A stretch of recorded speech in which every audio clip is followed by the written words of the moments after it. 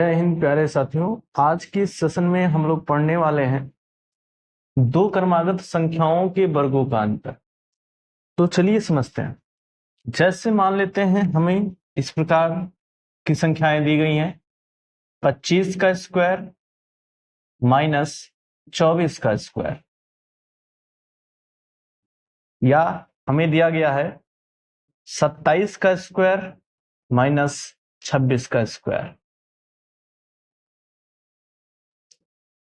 और यहां पे एक हम दे देते हैं 49 का स्क्वायर माइनस 48 का स्क्वायर।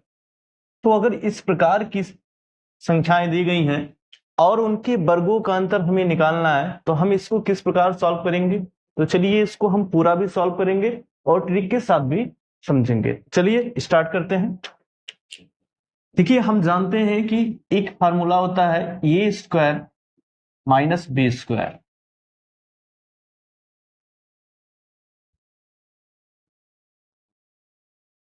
एक फार्मूला होता है क्या? ए स्क्वायर माइनस बी स्क्वायर बराबर ए प्लस बी फर्स्ट ब्रैकेट में और सेकंड ब्रैकेट में ए माइनस बी। ये एक फार्मूला हम जानते हैं। तो यहां से इसको ये मान लेते हैं 25 को और 24 को बी मान लेते हैं। तो यहां से हो जाएगा कि एक ब्रैकेट में ए प्लस बी, यानी ए की जगह पे 25 दिया गया है तो 25 रखिए, बी की जगह पे 24 दिया गया है तो 24 रखिए, और दूसरी ब्रैकेट में फिर ए की जगह पे 25 और बी की जगह 24 रखिए और इनको हल कीजिए। तो 25 और 24 को जोड़ दीजिए तो ये हो जाएगा 49 और यहां से 1 हो जाएगा। तो यहां से हमें मिलेगा जो वो मिलेगा कितना? 49 का 1 से गुणा होगा तो 49 मिलेगा। बात क्लियर? तो यहां से ये हमारा ठीक है सवाल लगाने का मेथड है। हम इसको शॉर्टकट में समझेंगे कैसे इसको 2 सेकंड में हम हल कर सकते हैं। तो चलिए समझते हैं कि 2 सेकंड में इसको कैसे हल कर सकते हैं। देखिए, जब भी कभी आपको इस प्रकार की संख्याएं दी गई हैं, लेकिन शर्त यह होनी चाहिए कि जो पहली संख्या है, जो पहले आ रहा है, वो संख्या बड़ी होनी चाहिए। अगर वो संख्या बड़ी नहीं होगी तो आंसर सेम आपको नहीं मिलेगा। तो यहां से क्या करेंगे, हम डायरेक्ट इन दोनों संख्याओं को जोड़ लेते हैं 25 प्लस 24, और इनको जोड़ने के बाद हमें मिलेगा कितना? 49। तो ये हमारा आंसर हो जाए। ऐसे हम अगली संख्या की बात करें तो अगली संख्या में भी 27 और 26 क्रमागत संख्या है। क्रमागत का मतलब क्रम से आने वाली संख्या है, लेकिन यहां पे जो 27 है वो 26 से बड़ा है।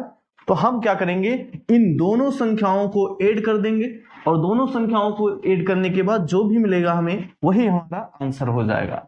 तो ये हो जाएगा 27 प्लस 26 और इनको जोड़ दीजिए तो 7 6 13 के 3 हासिल 1, 2 2 4 और 1 5। तो इस प्रकार हमारा जो आंसर आएगा वो कितना आएगा? 53 आएगा। ठीक है। ऐसे अगला सवाल देखते हैं 49 का स्क्वायर माइनस 48 का स्क्वायर।